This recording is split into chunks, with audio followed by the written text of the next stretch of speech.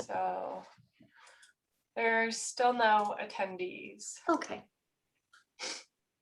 All right. Okay, well, thank you all for being here. We do have quorum, so I think being 5:32, we can get going. So Christina, I'll pass it over to you. Okay, so I'll call this meeting to order. And in honor of the Lil'wat, the Village of Pemberton acknowledges that we're meeting within the unceded territory of the Lil'wat Nation.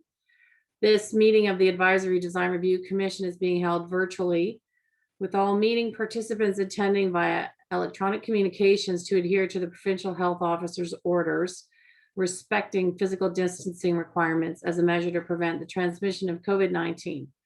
Commission members will be involved in and participate in the meeting virtually as they would in person.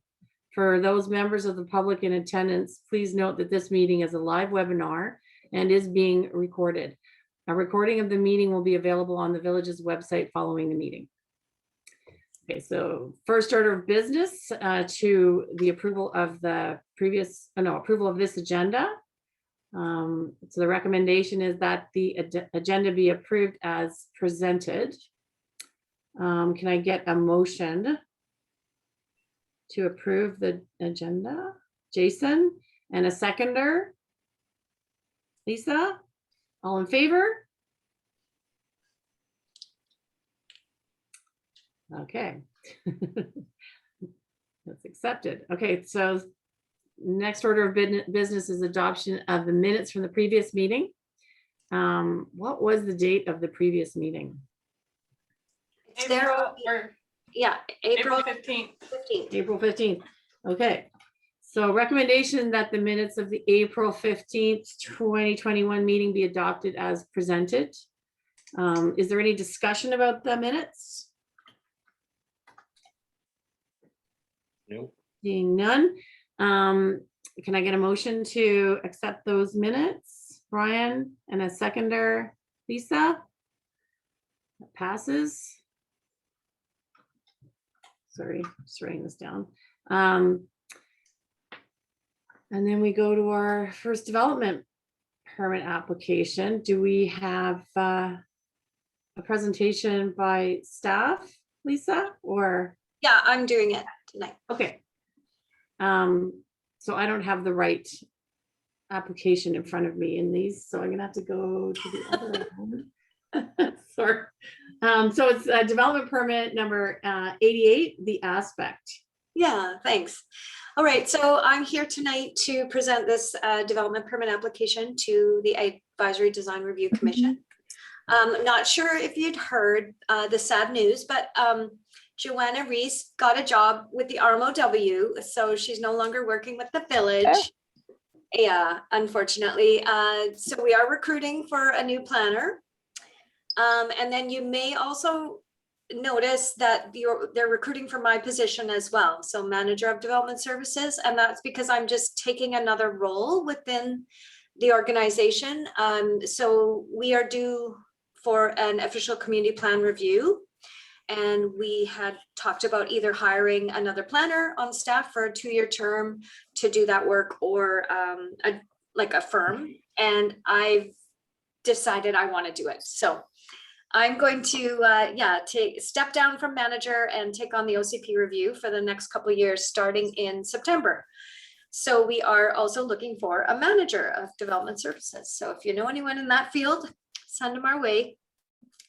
All right, so I'm here tonight to present this development permit application, and a couple of you may recall that we had a development permit application for this particular property in the past. I know, Lisa, you probably remember. Yes. It was referred to as Crestline. Maybe Brian, you would remember as well. Yeah. So that application was approved by council. They did receive a development permit to do their multifamily, basically units for sale, and it didn't proceed. And what we have now is a new application for a multifamily residential rental, dedicated rental building of 58 to 61 units on this same 3 properties. So I did include a visual of the Crestline application in my report, just as a reminder of sort of what it did look like. It was 2 separate buildings, and it didn't have any patios. So you'll notice the former conceptual rendering is a bit different from what we are looking at now. So I won't go too much into the site description, but as you all know, it's on Portage Road. And the idea would be to amalgamate the 3 lots and have this development accessed via lot 1, which is directly across from Cottonwood. There was an earlier iteration of this site plan that had showed an entrance across from Cottonwood and then an exit out via lot 3.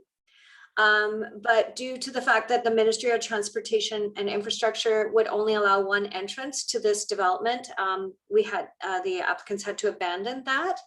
And so what we have now is 1 building that covers a little bit more than 50% of the lot, with the 1 entrance and full underground parking.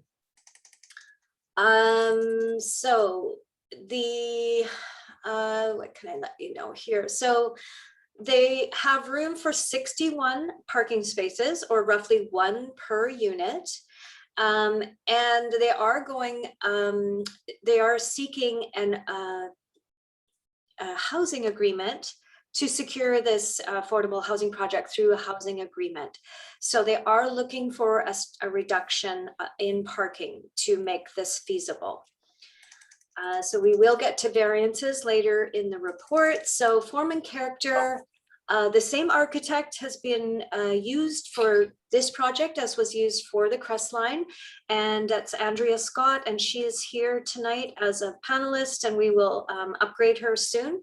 Or sorry, as an attendee, we will upgrade her to a panelist soon, and I'll let her give you an overview of the architectural design and the concept of the building. But just to let you know that there is some renderings included in your staff report showing 1 building with 3 stories, and it does accommodate balconies with each unit. And there is a mix of 1 and 2 bedroom units. Let me just see if I have that mix here in front of me. Excuse me. Do I? I don't see it, sorry.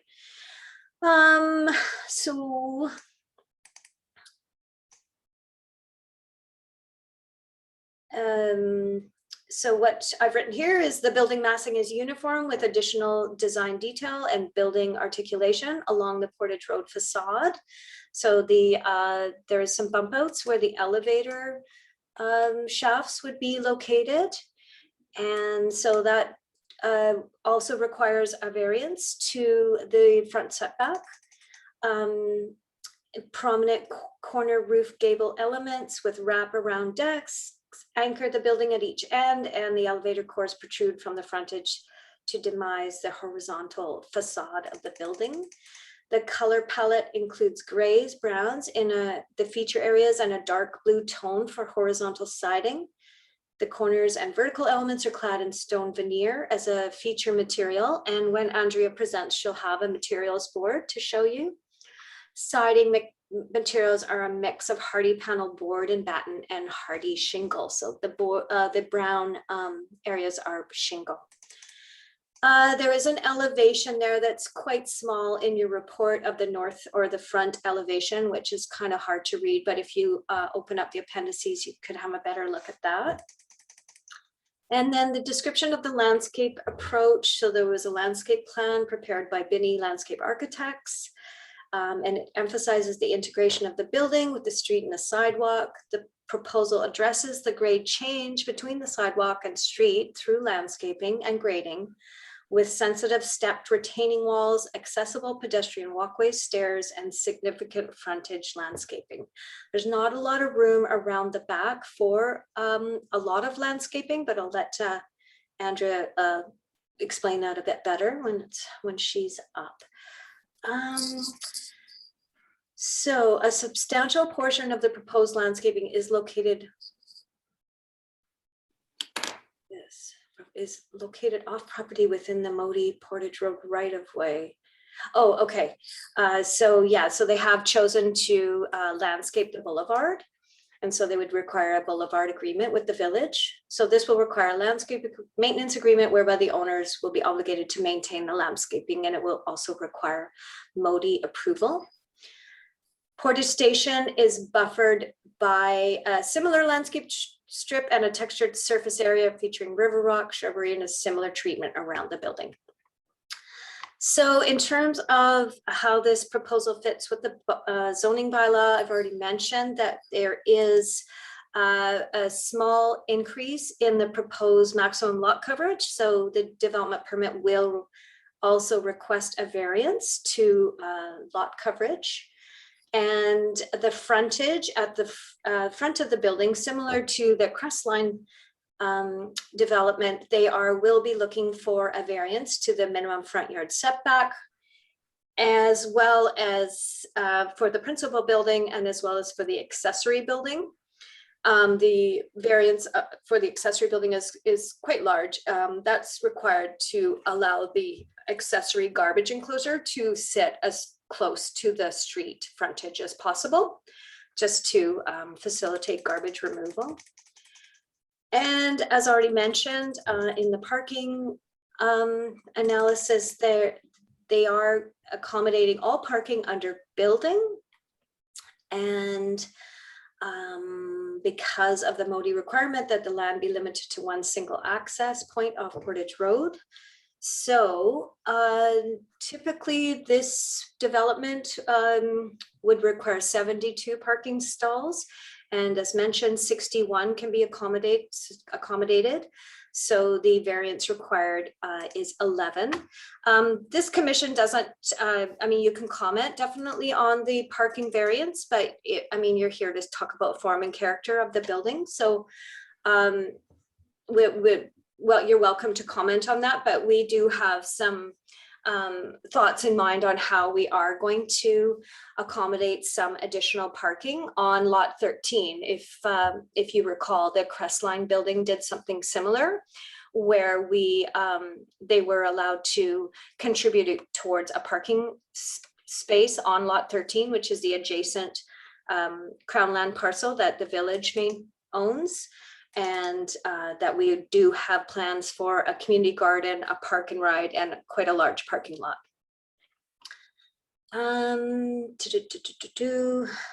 So the parking plan is shown on in your reports there. So there may be additional variances required for drive aisle width and parking stall width for the parallel parking stalls adjacent to the wall of the building, that we will get into more of those details as we process this application. So they basically compliance with development permit guidelines. Staff have shown the applicable guideline and made some comments with respect to our opinion on how this proposal complies with our official community plan development permit guidelines. But obviously we'd also like to hear from this commission on how you feel the proposal complies.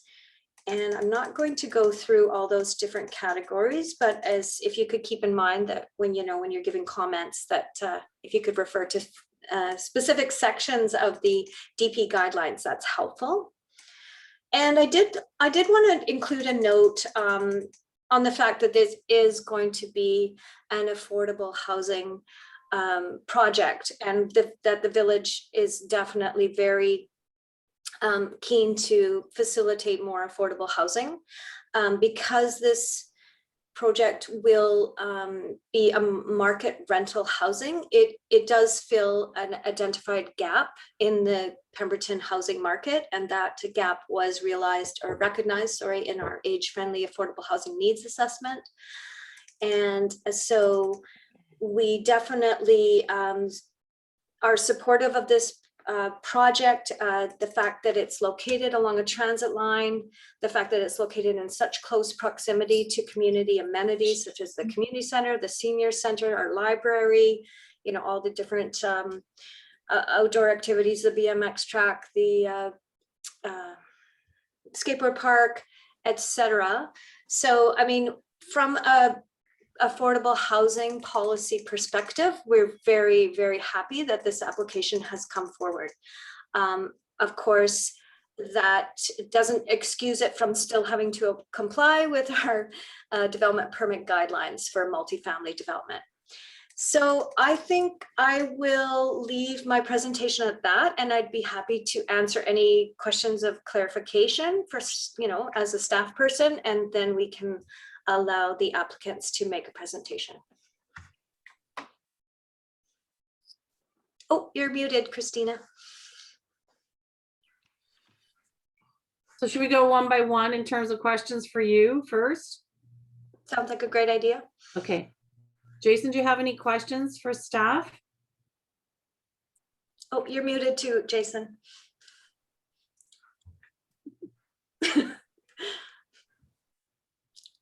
Yeah, okay, yeah, like you say, it is what it is. It is high density housing for Pemberton. If it's required, then it's a great step. Obviously, yeah, the parking is going to be quite interesting as well. Yeah, I'm just kind of seeing, is there any kind of common areas anywhere within the property at all, or is it all kind of just landscaped away, or? Common areas on the outside of the, Yeah, there doesn't appear to be any common gathering Okay. community space when I look at the site plan. I didn't seem to see it I think either. it'd be great to just get clarification from the applicants on that as well. Okay, I okay. believe that there is a common gathering space inside. Okay, okay, yeah, I didn't see it inside, but yeah, just to see if there is any. Also as well, just kind of the normal stuff, that slope coming into the driveway. I don't know if that's gonna be heated, but if that 15%, that's gonna be a real fun one all winter long. So if that could be possibly heated or not would be a good question. And then yeah, the roof lines are looking pretty good for keeping the snow away from balconies and all that stuff, but maybe a few snow stops in certain areas, just so it doesn't rip off snow balconies and all that stuff. Yeah, like I said, it is what it is, and it's high density, so to fill the number, and it's a good fit for sure. Okay, thanks, Jason. Brian, do you have any questions? Not really. I mean, Jason kind of covered that slope issue there. It's something Pemberton needs, so I kind of like it. Okay. And Lisa, do you have any questions for staff? I don't know if they're necessarily for staff, but maybe for the proponents, but my two comments or questions are, is there any kind of drop-off area, like where you would pull in with your vehicle or a taxi would pull in with someone with their groceries and they're going to walk into the building? I don't necessarily see a kind of a 5-minute parking drop-off zone. And then also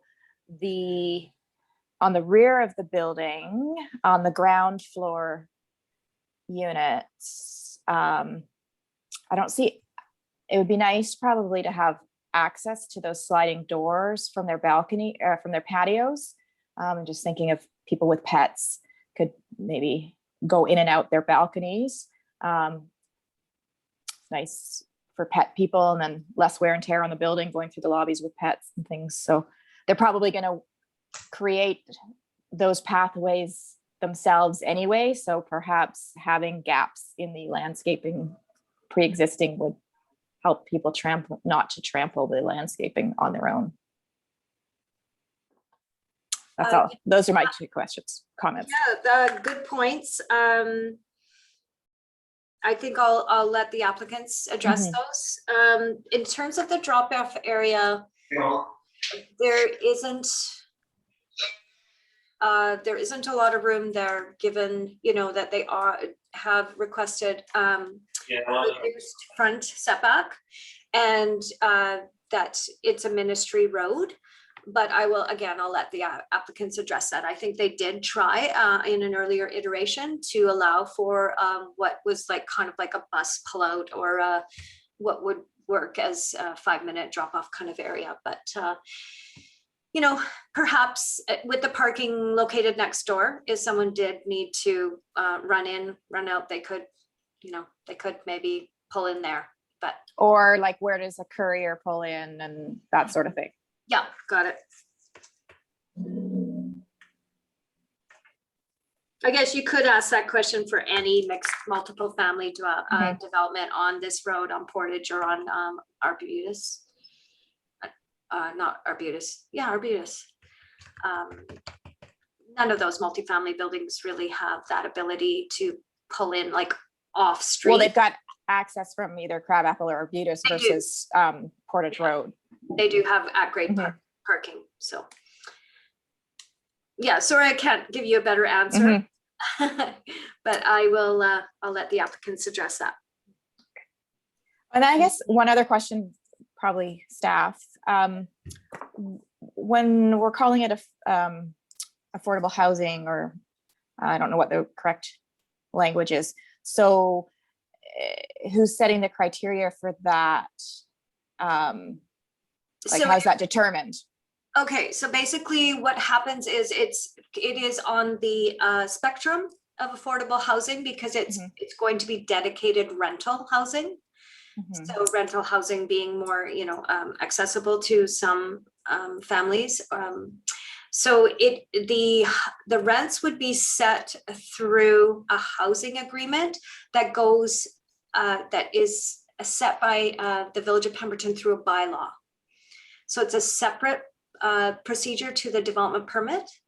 Mhm. We pass a bylaw that basically approves a housing agreement.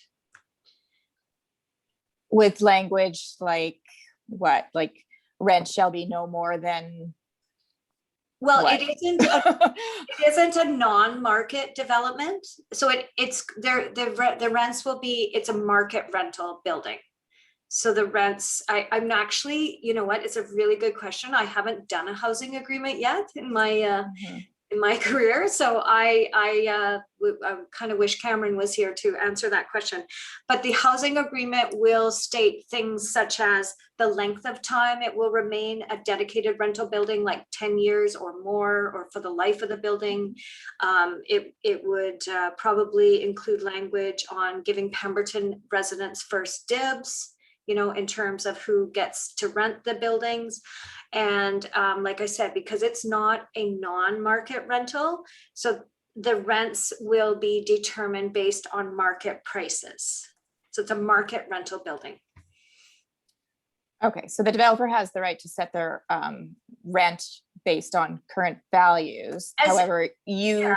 can put parameters in place regarding who they rent to or who they give Well, preference to more so on the fact that it will remain a rental. remain rental. And it won't be stratified later and be sold off as individual units. So it remains rental. So we'll put parameters on that. Mhm. And I said, we'll also probably recommend, you know, some that they engage some kind of measures to ensure that Pemberton residents get first dibs on rentals. Like sometimes what they'll do is, you know, they'll take applications and it'll be only open to Pemberton locals for the first month or two.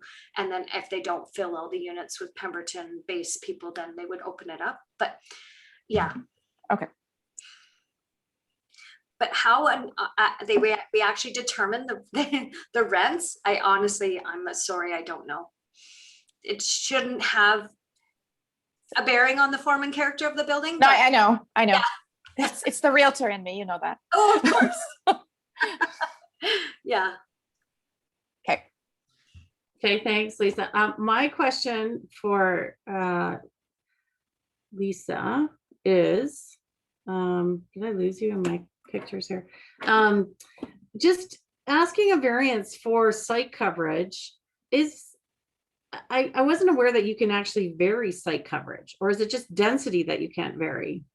Well, the variance for site coverage has to do with non-density related jut outs of the building footprint. Oh, okay. So you can vary a footprint if it doesn't increase density. Okay. Yeah, so I'm trying to find out here, the property line is there. I believe the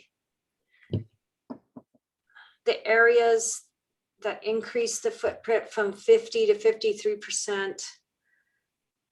Don't even balconies get included in your FSR calculation?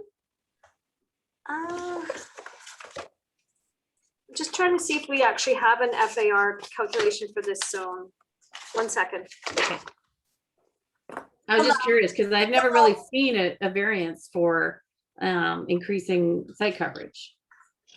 Yeah, I mean, the Crestline had a similar variance for site coverage because at one point they were going to go passive and the thickness of the walls increased the actual footprint to go and to exceed the site coverage.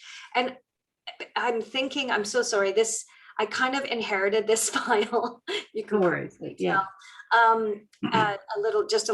a few weeks ago. So I believe that the site increase has to do with the elevator shafts pushing out into the property line. But when I look at the site plan, I don't see that. Okay. So Anyway. we're not entirely clear why that variance is required? I Maybe think that's the I'll argument. let the architect speak Yeah. to that. Okay. But Okay. yeah, you can vary site coverage if it doesn't increase the density of the building. That's it for me. Okay. The floor area ratio wouldn't include balconies either, though, because it's measured off of the principal and accessory buildings of like on the bottom structure floor. So it's like the footprint is divided by the total gross area of the lot and then expressed as a ratio. Okay. I do see we do a maximum density of 1.5 floor area ratio for this. Oh, sorry, that's C2. Yeah, same for C3. And then our zoning bylaw does allow projections of building structures of 0.6 meters. So if the balconies do encroach on the setbacks, then perhaps they encroach by that much. Okay. Honestly, I feel much better if we got Okay, our we can architect up move here. on. Do you want to, should we hear from the architect then? Is that the next? Yeah. Okay. So, I can promote her. okay, thank you. And Richard as well, or? Yeah, I would upgrade both Andrea Scott and Richard Diggett, please. Okay.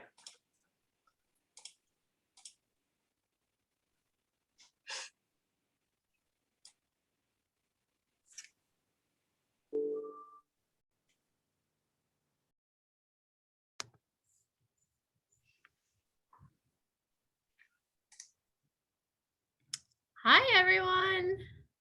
Hi, Andrea. Hi, Richard. Evening, everybody. Hello.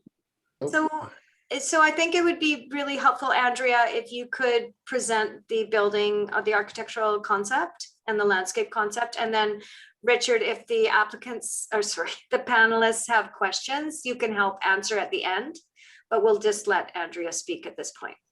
Okay. Great. Am I able to share my screen for a presentation of the drawings? 1 second. And I will make you, oh, Nikki, is there a way that we can make Andrea co-host? Done. She should have an invite.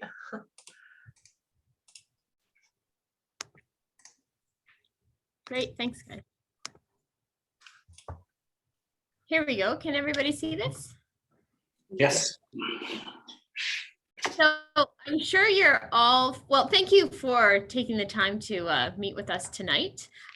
Lisa and I have been working on this site for a number of years, and we'd really like to see something built on it, as I'm sure you guys do as well. I'm sure you're well aware of the location of the site at 1422, 1426 and 1430 Portage Road. So it's right beside the hydro lines on the left, across from the community center, and then Portage Station, which is on the right there.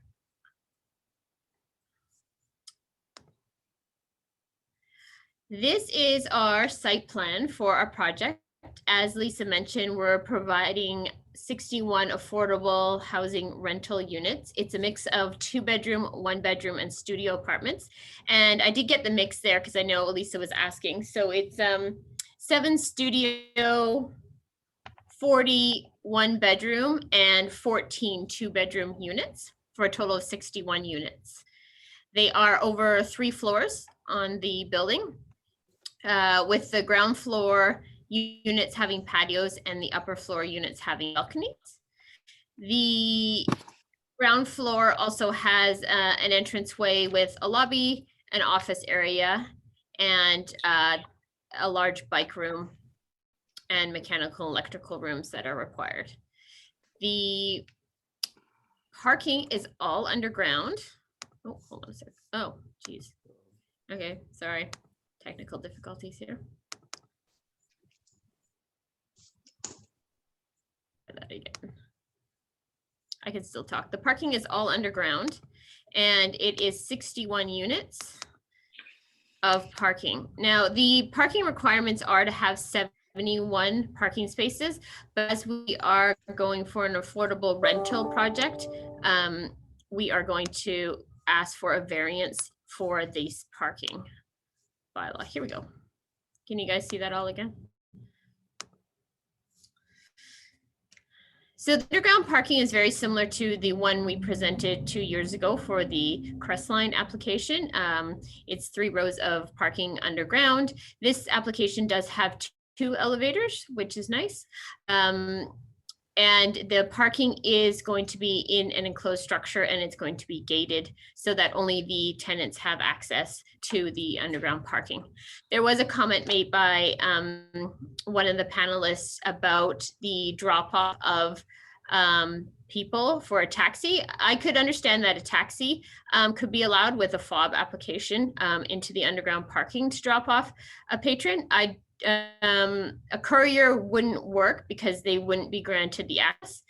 To give you guys a bit of history, we worked a lot with MOTI, who owns Portage Road, and they have not granted us access for a drop-off area that we had requested. Did take a lot of teeth pulling to get the second driveway for the garbage enclosure, which we consider a win. We wanted a second driveway actually to access parking as an outlet, but that unfortunately was not granted. So as was similar in the previous application, the garbage enclosure is located adjacent to the road as much as possible, as much as MOTI would allow, which is outside of the building setback requirements. And this helps facilitate the actual garbage truck maneuvering and access. So, I mean, if we want to talk practicality, I think people will be dropped off at the garbage truck delivery entrance, and then they can go up the ramp, which I can show here. So they'll be dropped off here, and then they'll walk down the sidewalk and they'll go up the ramp to the front door, which is pretty convenient. The development along the frontage here is not on our property, that's MOTI land, but we are required to develop it. So we've been working MOTI on the design of it. So it does have a ramp from one side, and then it does have stairs from the other. So all maneuverabilities are covered. We do have access all the way around the site. It is gated so that people that do not live in the complex can access it, but you can walk all the way around the site to get access to the exterior entrance for the bike room, which is nice, so it won't be coming through the corridors. There was a comment from council about the access for the patios off the ground floor. So we decided not to provide access from the patios to the exterior ground floor. They all have internal access just like everywhere else. They do have quite a short access to get to the back, or they also can go out the front door here.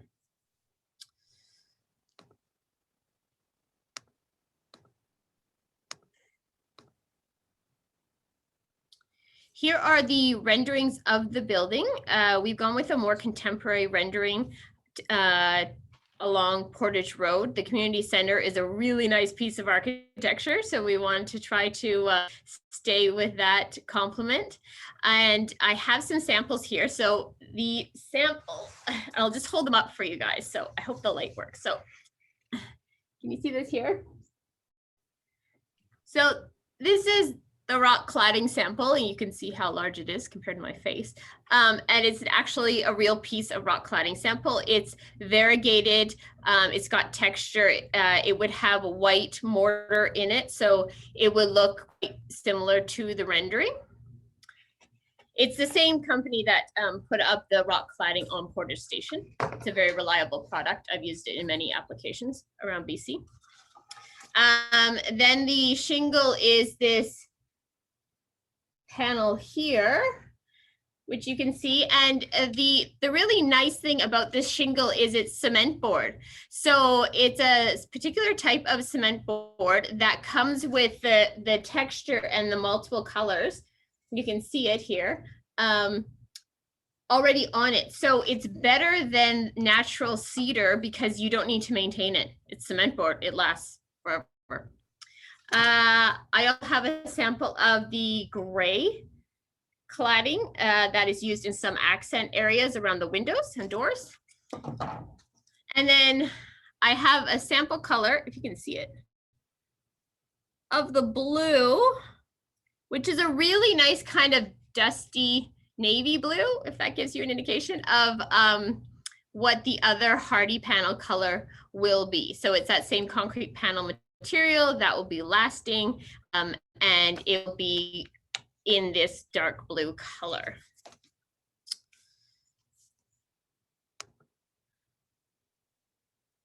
So this first rendering is from the northeast corner. You can see the underground parkade ramp in here. You can see the extensive landscaping we're doing with MOTI along the front walkway here. These plants are representative of what will be there. The landscape architect has worked with the village to ensure that the landscape is all native. It's all bear, I don't want to say bear resistant, but not bear attractive. And it's all contacts with Pemberton and the surrounding areas. The following rendering is from the northeast corner, sorry.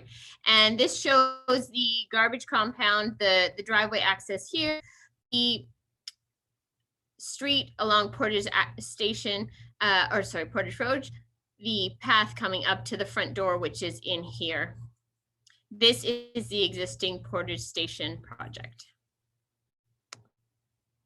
And this is the rear rendering of what the building looks like. You can see the hedging along the rear units to screen the units from that public walkway that leads to the bike and to the exiting.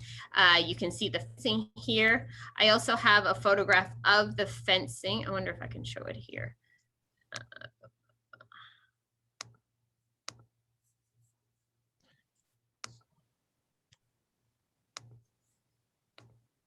This is a photograph of the proposed fencing, black metal fencing, very nice, that will be used along the entire project.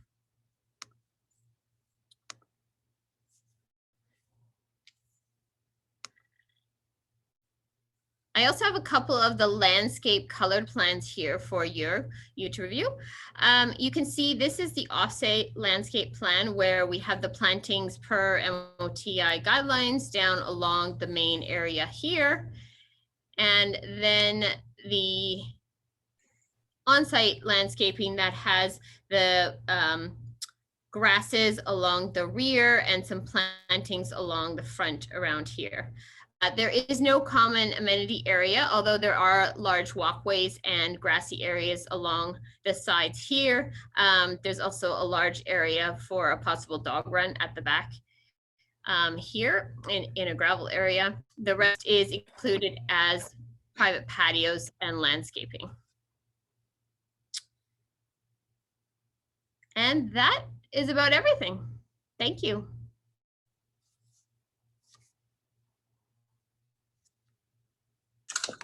Thanks, Andrea. So we can go into a round of questions for the applicants. And we could start again with Jason. Sure. Okay, yeah, just like I said earlier, just snow shedding from the roofs, just to make sure that, yeah, where your snow dumps are, if it's not coming onto the patios whenever it comes down, if it's, I'm not sure how big the runs are. I think it looked like the back was a mansard kind of roof. I'm just not sure from the rendering. But yeah, if there's any snow stops going to be involved anywhere, or what's your kind of snow shedding plan there? Yes, we will need to have snow stops. Okay. Okay, and then also too, just, yeah, with the driveway as well, just, I see it's 15 degree slope there. So I'm just, yeah, curious about the winter, if you guys are gonna heat it or put some, you know, those little bumps in the thing or anything like that. That just could be a bit hairy there. Yeah, Jason, it'll be a combination of that, as you say, the traction stops towards the top of the driveway, and the Yeah. bottom of the driveway as you head into the parkade itself will be heated. Okay, great. I think that's everything for me. Yeah, that should be good for me. Thanks.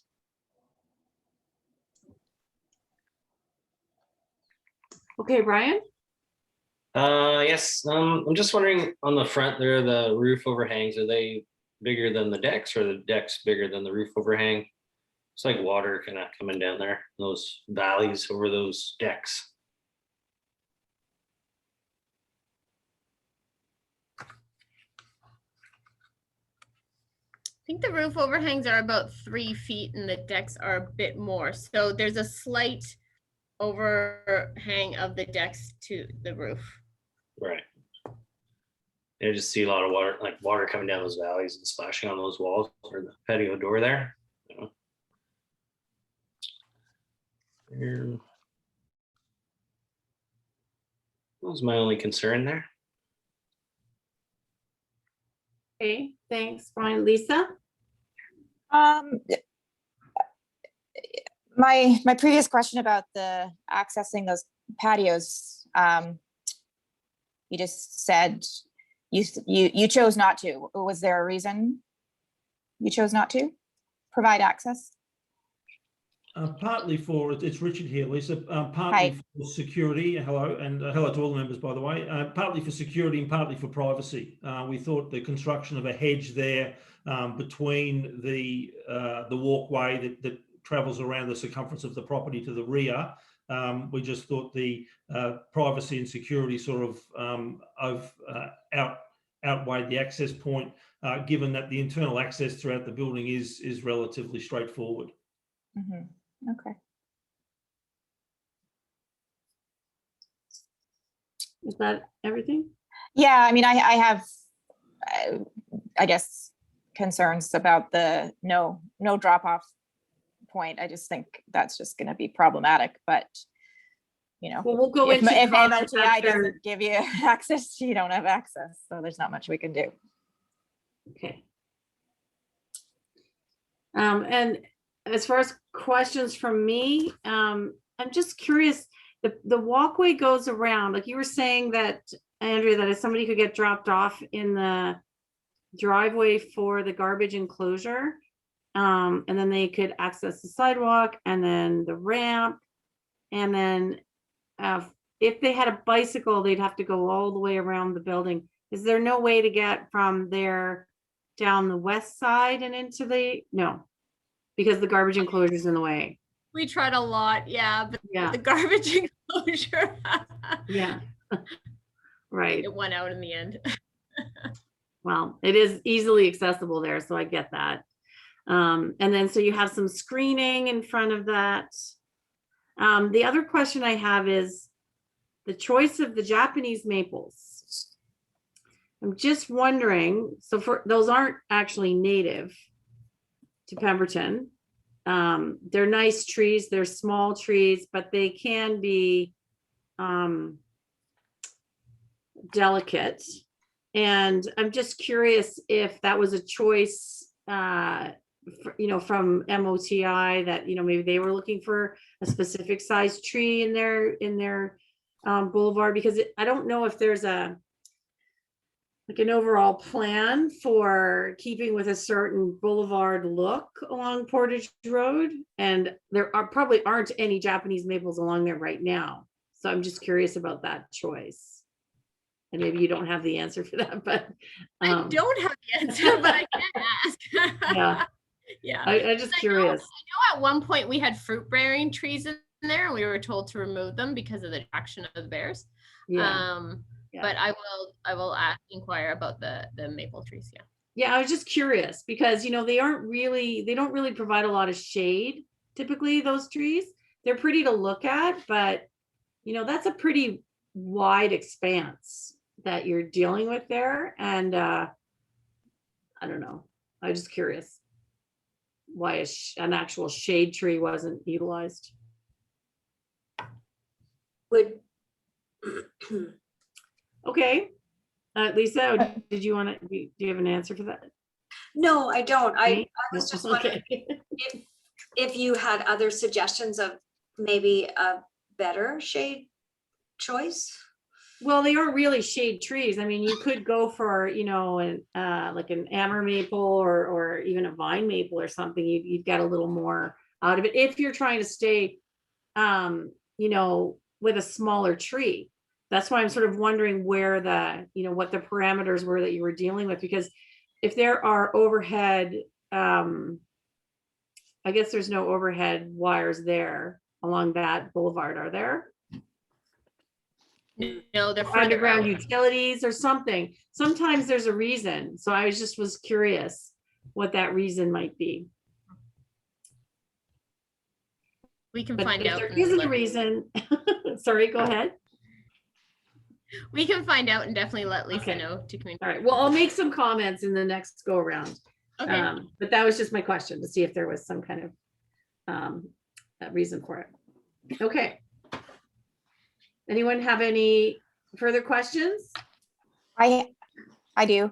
Okay, go ahead, If Lisa. I can jump in, sorry, just back to the garbage enclosure. Can you just kind of walk me through, okay, I'm living on the 3rd floor and I've got a bag of garbage. Where do I go? Yeah, Do I so go to the garage or Yeah. how am I getting there? you would go down the elevator. You go down the elevator and you come out here and you walk down the driveway and you go up Sorry, these I come stairs. down into the garage Yeah, the underground parking. or underground parking. Okay. Yeah. And- And then you walk along the driveway here and then over to here and up these stairs and directly into the garbage. Okay, so am I going back outside the building again, or no, this is all kind of No. connected internally? Yeah, it's connected internally for the residents, but the garbage pickup itself is externally accessed. Got it. Okay, so the garbage room is in the underground garage Yes. for residential, like, Yeah. yeah, so you're not having to go to a separate building to take your garbage out. You're doing it in the No. garage. Yeah, just You to would put your clarify, snow boots on. Lisa, the garbage room is external to the building, but it's accessed internally. Got it. So Thank you. People stay within the confines of the building to put out their rubbish.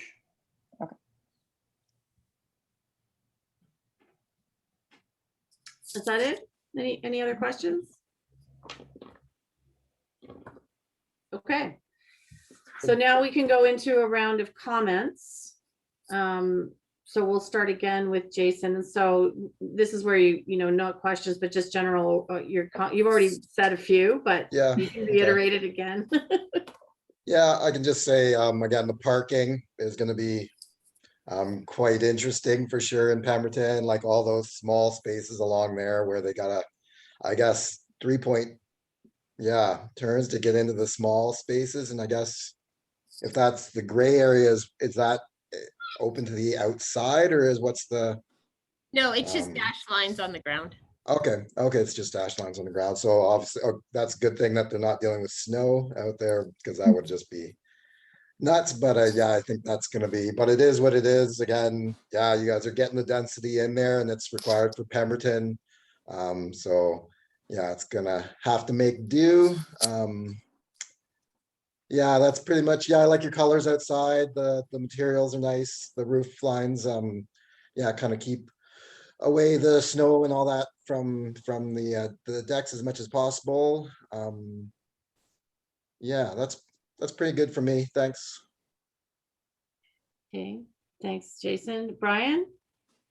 Yeah, no, I like the building, and I like that that driveway is heated. Takes care of all that, and I think it fits for Pemberton, and it's needed, so I'm good. Great. Lisa? The height going into the underground garage, is that regular height? Is it is it higher? Because you know everyone's gonna have a big F-150 pickup. Are they gonna be able to get in there? Have you made any Don't know if Andrew- considerations for the height? Yes, I don't know if Andrew is still on the call, but no, I can confirm that we took the biggest truck we could find in Pemberton and made sure the driveway height was sufficient. So yes, the answer That's is what I want to hear. Okay. Thanks. That's all I have. Okay. And I have similar sentiments. I think this is a great addition. It's much needed in Pemberton. It's a good use of this space. I'm supportive of the variances as requested. I think, you know, it's a good location for this as well, very central. At first I was questioning from the renderings, I was questioning the use of the white. It just seemed very out of place until I understood that it was stone cladding. So I think that makes a little more sense. I like the color palette. And I like the articulation of the balconies. I think that works very well.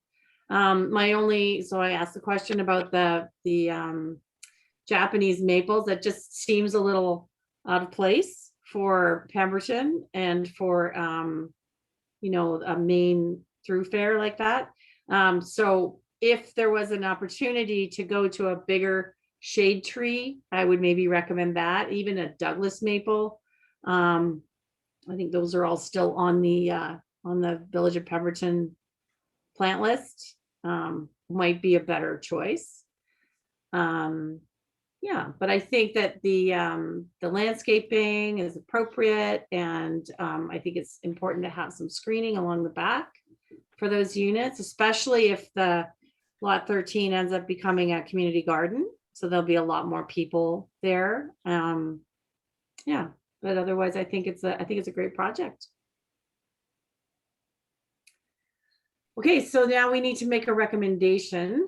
Does anyone have any other comments that they'd like to share with the applicant, or no? Okay.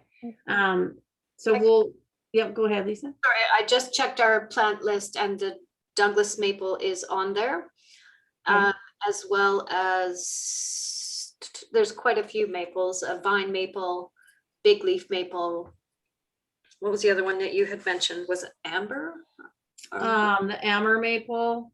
Amber, I don't see that one. Anyways, Yeah. I'm gonna send, if the commission members don't have our updated plant list, I'm going to send you a link to it.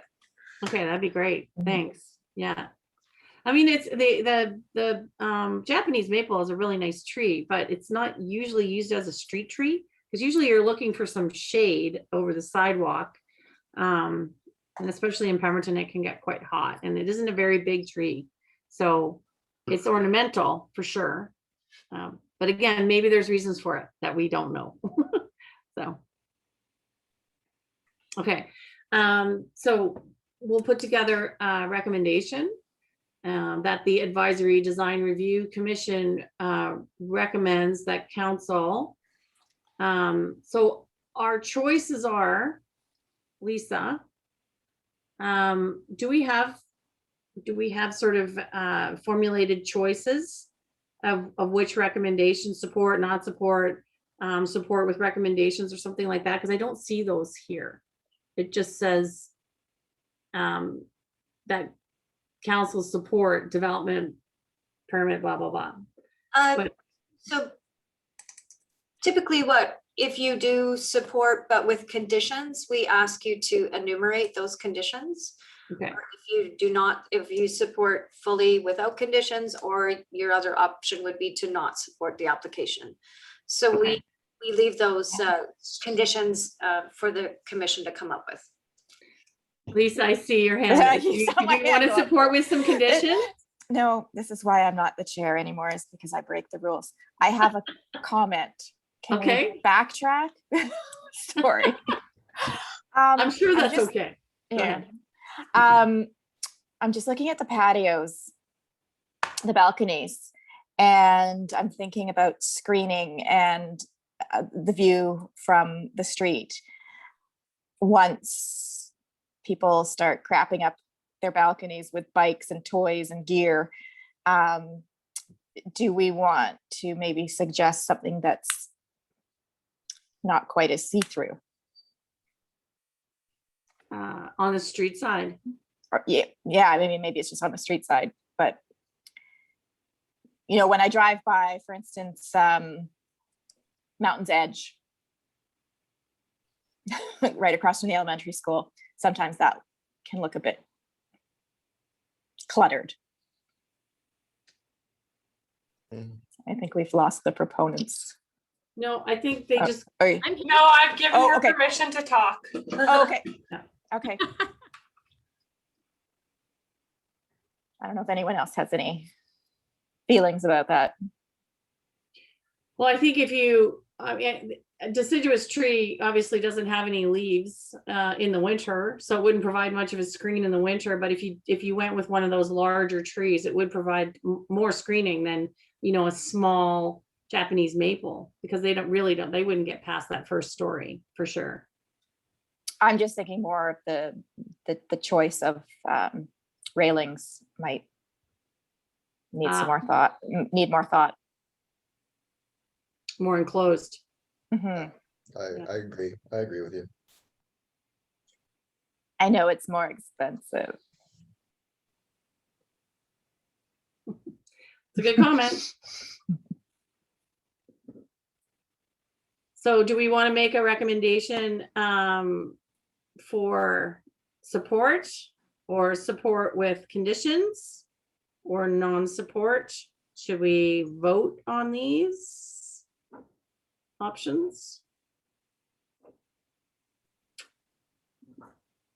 Okay, all in favor for support? Support. Okay. Support. I agree with that. Okay, so support it is. And we're confident that the applicant can work with staff to address the comments.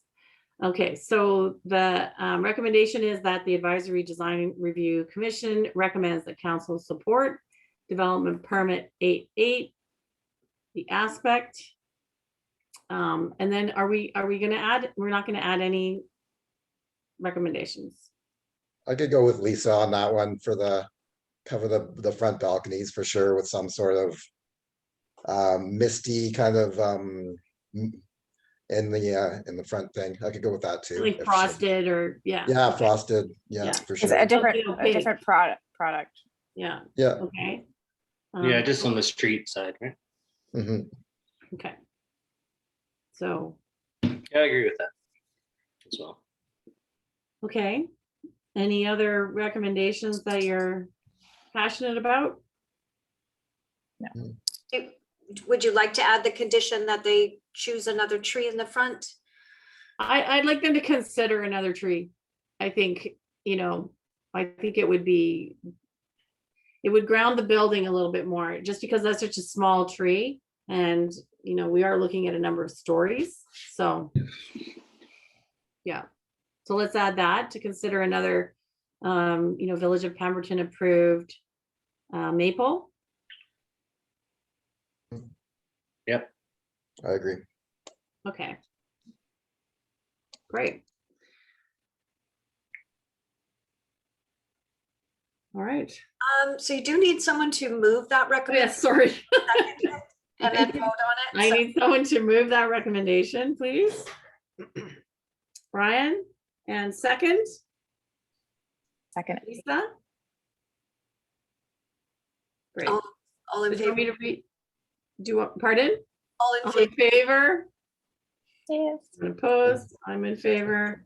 Great. So the motion passes. Okay, I'm just gonna ask Nikki, who's taking minutes. Did you get that resolution, Nikki? Yes, so it's that the Advisory Design Review Commission recommends council support the project with the conditions of like a frosted material or something that is going to shade clutter from the street, and that a different tree type is used other than a Japanese maple. Correct. Sorry, my dog's barking now. Oh, okay. Okay, great. Thank you very much, commission members. We will let you know when, if we will need a July meeting. And at this point, I don't foresee us having a meeting in July, but just keep that date open. And if we do need one, we will let you know. And I don't have any other new business except thank you so much for volunteering as always, and see you next time. Have a nice evening. Thank you. you. Good night. Thanks. guys. Good night. Right.